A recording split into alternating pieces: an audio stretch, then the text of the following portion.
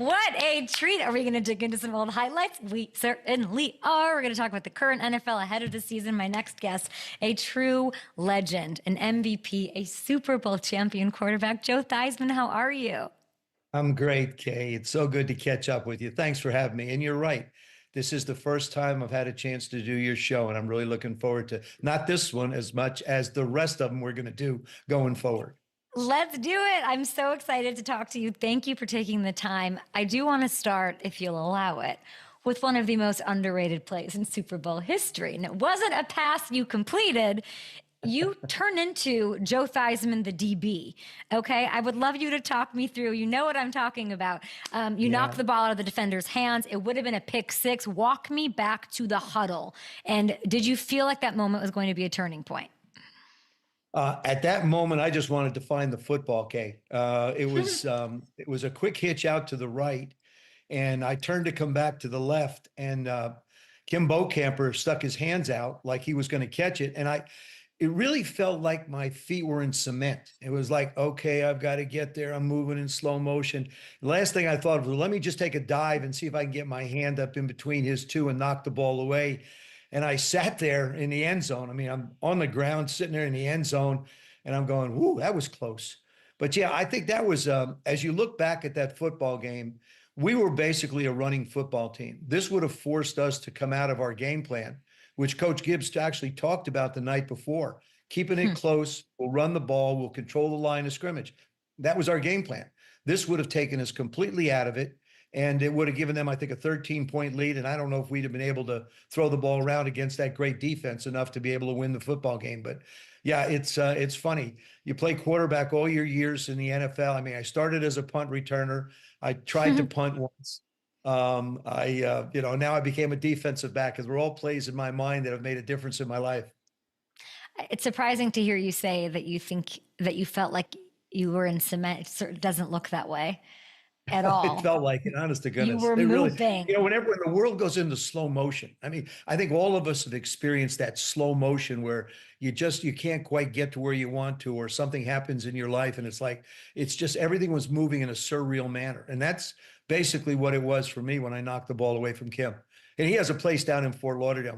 My daughter lived down there. And so I used to go into the restaurant every now and then and see him and say hi. And he'd just give me a look. Yeah, I mean, you have that. If that didn't happen, you would have been down 10 and you would have been in some serious trouble there. It was a huge, huge play. I think it says a lot about the kind of player that you were, of course. Then the PBU was perfect. Did Mark Murphy teach you that? Oh, Mark, Murph's quite the character. Trust me. People don't realize, we played together. Of course, he's been running the Packers forever, doing a fabulous job up there. And so I've tried to learn from everybody. He retired a couple of I days ago, know. officially. 18 This years was in his, Green Bay. this was his first. Yeah, this is the first year out. I'm curious to see what he's going to do. He did such a great job. We've had different players go on into different positions, and done great jobs as general managers, as heads of organizations. And it's exciting to see the players getting more and more involved, like Tom's ownership with the Raiders, Yeah. I think, is another thing. And more players are sort of moving in that direction if ownership allows them to be a part of it. In your next year, we'll get to the current NFL. I want to live in the 1983 season, if you'll allow it. That was your Me too. MVP I'm winning with year. you. Just things were better back then, right? So Washington in that year, 1983, you win the MVP. You set the record for points scored at the time. You still are in the top 10 to this day, over 40 years later. And that, in my opinion, in my producer, Matt Hamilton's opinion, like that offense does not get talked about enough. Like it's always, oh, 07 Patriots and all the respect, deservedly so, for the greatest show on turf. But you guys scored more than the greatest show on turf. Why isn't that talked about? The offensive line gets a nickname, but your kicker wins an MVP one of those years. What gives? I just think that as you move on in time, things change. You go from 14 games to 16 games to 17 games, soon to 18 games. I think the NFL changes on a continuing basis, and sometimes a part of the past gets sort of pushed to the side, and everybody wants to focus on what's taking place right now. One thing about that football team, Kay, that nobody really talks about, and I think to me is indicative of the way the team played football, besides the points we scored, Our giveaway takeaway ratio was Hmm. plus 43. And no one has even come half that close in all the years of football. I mean, the 40 years or the years previous to that, no one has ever come close to a plus 43 giveaway takeaway ratio. That's what made that football team so special. We were as complete a football team as you could possibly have. And if we had won that Super Bowl against the Raiders and we went back to back, I think people would talk about this offense in a whole lot different manner and about this football team in a whole lot different manner. And that's the power of the Super Bowl, both plus and minus. If you don't win Hmm. it, you sort of become a part of something in history. If you do win it, it becomes a legacy situation for everybody. It's so interesting, such good perspective. Thank you for sharing that. That does make sense. And as time goes by, now I was lucky enough to have Phil Simms on the show not long ago, and I love when a quarterback sort of sits back and gets the reps and develops. It's like this, I guess, what would be called old school way of thinking about it. And Phil Simms actually told me that he doesn't think that having young quarterbacks sit is great or beneficial or helpful. And I was sort of shocked by that. And then I think about you and coming on the show and a couple of years in Canada, you didn't start until year 3 in the NFL. Then you do go on to be the MVP, to be a Super Bowl champ. Do you agree with Phil? How do you feel about those, even in your own experience, those first 2 years helping you? Or do you think you would have played that way and that well regardless? I probably would not have. Back when I was playing and when Phil played, there was a transition from college to professional football. It was a different game, different offenses, a lot different things to learn. Today, the reason why we see so many young quarterbacks having a chance to play is because a lot of what they do in college is what we see at the professional game now.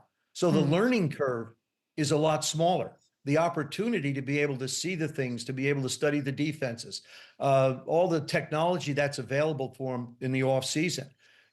Our off season was an off season. We didn't go, 24/7, 365 football like they do today. I mean, you had Hmm. January, February, March, April, May. You had all those times off to work Hmm. yourself if you wanted, but never like they do with coaches now. And even though there's a restriction on how much, which I don't understand, it's the only job in the world where people say, we don't want you to come to work on these particular days. We don't want you to get better. We don't want to help you to get better. I've yet to figure that out, to be honest with you. But that's the way the rules are set up. But I think the transition back when Phil and I played is different than it is today for the young quarterbacks. And so they have a chance to jump in really with the things they've learned in college. And a lot of the coaches are taking some of the college stuff that they've done and incorporating it now into the professional game, which even makes the transition easier. What don't you understand about the time off for them? Why not work on your profession? Why not get better? I mean, you don't take 6 months off doing your show. You lose an edge. I think you lose an edge, to be honest with you. I really do, Interesting.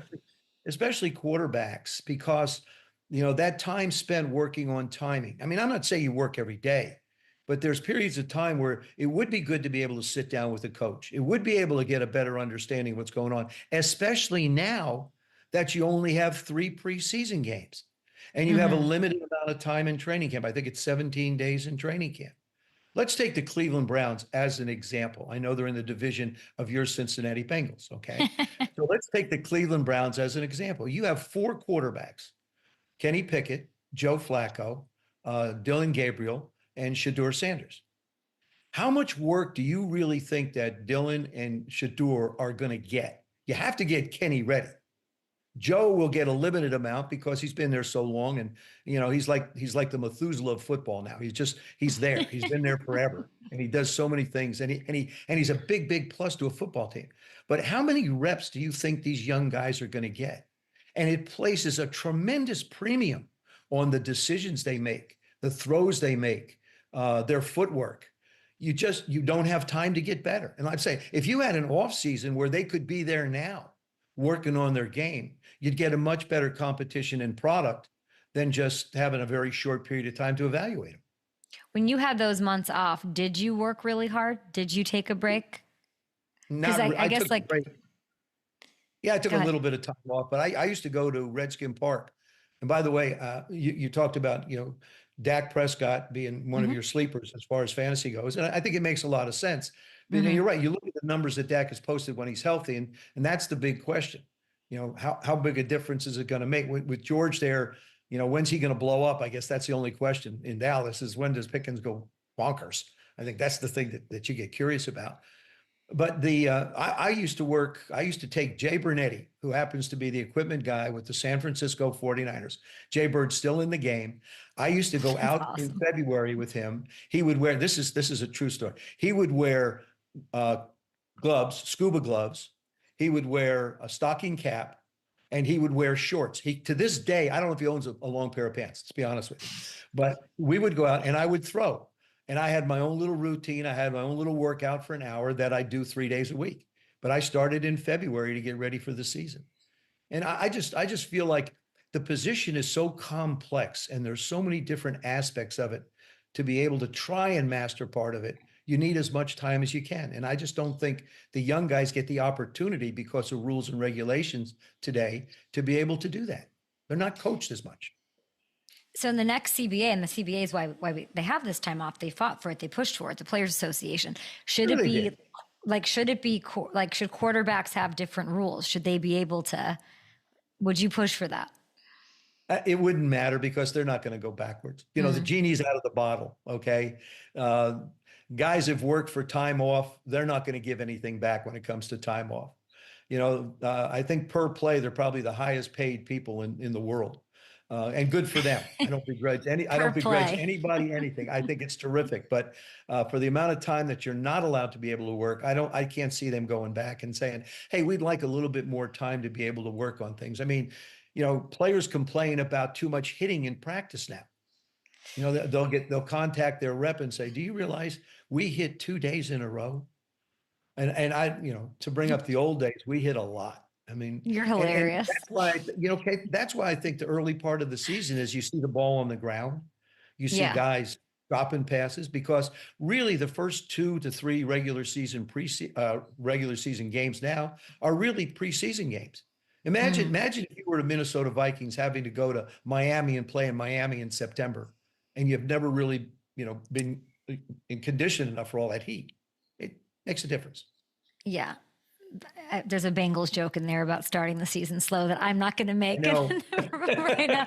But at quarterback, I had the chance to, I flew to Kansas City last week and I sat down with Patrick for a bit, which is rare. And it was really precious and amazing to get his mindset, of course, going into the season after the loss and what, hearing people chatter.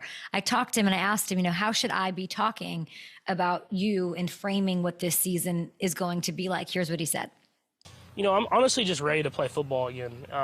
Whenever you lose, you kind of have this taste in your mouth that you want to go out there and revenge that or whatever you want to say. But at the same time, I feel like I've had to sit back and just listen to people talk. And I'm like, let's just play football and just handle it all out there. And I don't really want to talk about it. I just want to go out and show who we are as a Kansas City Chiefs. What do you think we're about to see from Patrick Mahomes this season? I think we'll see a terrific season. I think also you'll see the same thing from Travis KELCE. I think you're going to see 2 men who are determined to put last year behind them and play the kind of football that we expect from them. But the other thing too, Kay, is people don't realize this. The Kansas City Chiefs have played almost, if not more, an entire season longer. So now they're playing too much. Because of the Super Bowls. Because they've gone to 5 Super Bowls. Patrick's won 3 of them. So with all those extra games, it's less and less in the offseason. I think they come back renewed. I think they come back pissed off, to be perfectly honest with you. They didn't like the way things went. The Philadelphia game, that Super Bowl looked just like the game against Tampa Bay, which only emphasizes the point that you need an offensive line if you think you have a chance to try and win a championship. That's where those guys up front, the guys on defense and the guys on offense, right up front, that's where it's going to make a difference. You can have all the great players you want. And you look at Kansas City with the great players they have. But if you can't get the ball out to people, when you can rush 4 and drop 7, the holes to put the ball into are very, very small.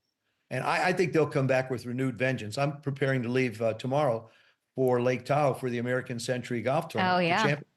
and Patrick will be there. Both Travis and his brother will be there. So the KELCEs always are a great show. It's an entertaining week of attempting to try and play the game of golf.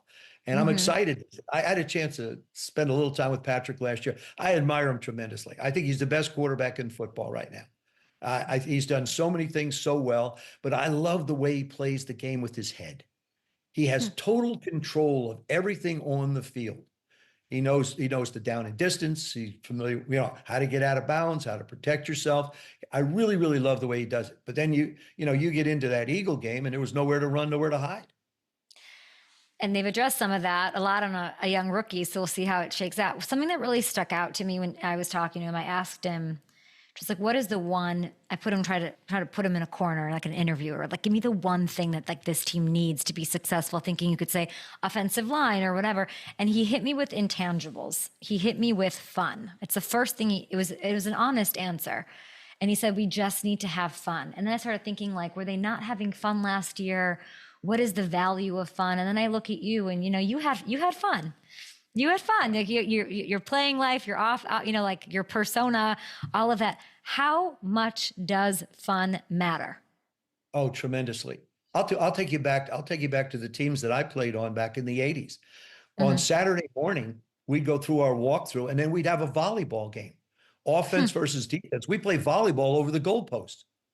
Or we would have, I remember John Robinson, who coached the Rams, he used to have a competition where he would have his offensive and defensive linemen catch punts on a Saturday. And whichever group at the end of the year had the best record, that whole group would go to Hawaii for a week. Of course, you can't do that stuff now because the rules and regulations. But I think if you can't enjoy the game, if the game isn't fun, if it's work, don't do it. That applies to every job, no matter what you do. I wrote a book called How to Be a Champion Every Day. And one of the things I talk about is being able to enjoy life. The world of sports, the world of business, our own lives, they all parallel one another. If you can't enjoy something you're doing, then you're wasting your time and valuable time on this earth. And but I Joe, think it's not easy. Patrick's right. It's not easy with all the pressure. You just said like there's so much more pressure. Every rep is pressure. Having fun isn't easy. It's not easy, but things that matter, things that you really want aren't easy. People don't hand things to you on a silver platter. You make the game fun. You make it. We used to have a competition in practice. If I threw a touchdown pass against one of the defensive backs, I'd either get a case of Coke or a case of beer. If they picked off a pass, I had to do the same thing. And we kept a little score sheet on our lockers. I mean, it was a game. Every day it was a game of some sorts for us. When it rained and it was muddy, guys would go out and slide in the mud like little kids. They go out and belly flop out and just have the best time. Really, when you think about it, Kay, we're a bunch of grown men playing a wonderful kids game. Oh, and I know. if you can't look at it that way and you think it's a job, there's much tougher jobs out there. And it's easier to have fun, I guess, when you aren't running around for your life with nowhere to run, like the Super Bowl. So hopefully it all, I guess, goes hand in hand. I want to get to your I did that as a punt returner. I did that as a punt returner my first 2 years in the league. I mean, I've done darn near everything you can in this league. I stole a bus in training camp. I mean, I've had a lot of fun. that I know. I enjoyed my research on you over the past couple of days. Although I have to tell you, I've never watched the leg break. I don't know if you heard that. I've never seen it. I appreciate that. I've only seen it once in 40 years. Yeah. Oh, you've never rewatched it? Just once. I had to do it. A guy from New York came down and wanted to interview me about it. I didn't realize he wanted me to sit with him and look at it. I did it. It's the last time I've ever seen it. What I basically do is I just close my eyes if it comes on, or my wife will say to me, turn away or something like that. But I know what happened. Okay. I'm the guy you go to. What was it like say, watching it that one time? It was difficult. I got sort of a little bit of butterflies as we moved towards the second quarter, and I knew what was coming. And so, put behind me, my leg is great. God bless me. I don't have any metal in it. I wound up with a new hip because it wore out a little bit, but that's just what happens when you get a little bit older. Oh man. Do I still have it? I think I had no idea that you hadn't seen it. It's like hard, obviously hard to avoid. But appreciate that, and I hope you never have to see it. And we're so glad you're okay. And it's obviously Don't part of intend your to. story. And you, like you said, you had a lot of fun. So there's that. And then you had an incredible career after your NFL career. These Commanders, I need your analysis now. What is going on? Because Terry McLaurin, one of my favorite players, I was off for 3 weeks. And when I left, I said the easiest thing is to get this done with him. There's not a player in the league that I would find it easier to make a deal with and make feel good than Terry McLaurin. We've gotten to the point where I'm hearing the trade rumors. I'm getting texts about it. How do you see this ending? That would be a major problem for all of us that appreciate what the Commanders have done, what Terry has done. Terry's a dear friend. He's just a great young man, a great leader. And you talk about intangibles. His intangibles and his value to this football team are even more outweighed, I should say, than his talent, which we know is extreme. He needs to be paid. He needs to be paid right away. We need to put this issue behind us as a football team. He is one of the leaders, and he's a guy that you can always count on. You can always count on him in practice. You can always count on him in a game. He's faster than people think. To me, he sort of fits into that Jerry Rice category where, he's not a burner. He doesn't get all the publicity. He doesn't get all the hype, but he's as good as anybody that plays this game. I would put him up against anybody that plays wide receiver in the National Football League. I don't care who it is. I don't care how fast you are. I don't care how tough you think you are. He encompasses it all. And from my perspective, that's a deal that must get done and must get done soon. And Adam, I know Peters has done a terrific job with that football team as a GM and putting the team together. And this is one piece you have to have. You talk about putting a house together and building it with brick and mortar. This is the mortar that keeps the bricks together. And I think what Adam has really been so sensational at, and I've told him so, is the foundational work that he's done with this squad and how deliberate he's been about it. I guess, I don't know, what's the problem? I agree with you. I mean, it's been methodical. I think if you take a look and say, how do I want to put a football team together? I want veterans from a leadership standpoint that can still play. Done that. I want young players with promise. Done that. I want rookies that we believe can step in. Done that. You got B-Rob on your fantasy camp, on your fantasy choices. I think it's a great choice. You see, this is when you look at last year's Commanders, Cliff Kingsbury had Jayden Daniels for the first time. I sort of likened it a little bit what he had with Kyler Murray out in Arizona. Young quarterback who can move around. I think Jayden's taller, can throw the ball down the field extremely well, has terrific ability to judge and run. I was talking about Patrick's ability from his football smarts. I think Jayden's in that category as well. The offensive line, we never heard anybody talk about him last year, which is a good thing because they're not talking about sacks and they're not talking about problems. Defensively, they've made some adjustments. I think they're going to get better with Bobby Wagner back. I think it's an integral part of what they want to do going forward. So you look at the way Adam is constructing this football team, the way he and Dan are putting it together. It's got youth, it's got experience, and it's got a future. It isn't just a win right now, although we were able to do it. The thing about last year, though, Kay, is you look at the last 5 games, they were all nail biters. Every game was down to the wire. Every game was decided within either overtime or within the last minute. And they're not going to be afforded that luxury this year. This is a really tough schedule. I mean, you travel to Madrid, you have a Sunday night game, you have a Thursday games, you have Monday games. This comes with success. I guess this is the next growing stage for this football team. How do you handle not having 5-6 days of preparation between every game? You get 3 days, you get 4 days, you travel overseas. Now you have 10 days. You're playing on Christmas. All these games come up at different times. All these situations come up at different times. And it's something they're going to have to grow with. I mean, you got the Broncos, you've got the Chiefs in Kansas City. You've got Denver. Like I say, you got Denver, you got the Chiefs, you got the Lions. I think you go Kansas City Lions back to back. Then you finish the season, you go Giants, Eagles, Cowboys, Eagles. You finish in the division. So I think this football team is capable of doing the things they want to do. Are they going to win as many games as they did last year? We certainly hope so. And I think they're certainly going to, I think they can challenge the Philadelphia Eagles in the games that they played them. I think they played them very well. So Just you know, don't to do me, this. that's Just don't do it you're speaking so high. You're literally comparing, maybe you don't mean to, but you're comparing Mahomes and Jayden. Obviously, we have to see more than a rookie year from Jayden. Don't do that to Jayden. Don't take Terry away from Jayden. You No, know, I agree. I agree with you. I yeah. totally agree with It's you. I nice to think, hear you talk about Jayden in that Patrick realm, a really high regard. but Terry, I think he has the ability to be able to be a Yeah. that good a quarterback. I've said this many times, Kay. The quarterback position is the single most dependent position on the field. By not signing Terry McLaurin, you're taking away one of the elements that supports the position. They got to That's sign him. Adam, from our hearts to yours, to your desk where you're doing things. I know it's not that easy, but they got to get it done. You mentioned Madrid. It's very cool. Maybe not, it's very cool. They're playing against the Dolphins in the home of Real Madrid. First ever game in Madrid. What are you doing with big game travel for that huge, huge, amazing trip to Spain? All right. I'm not going to look at I'm gonna go through my little list Okay. like I have. Tell me. This is what's happening in Madrid. First of all, they're going to handle all the airfare for this complete package, but you can do a land package if you want and go on your own to different places.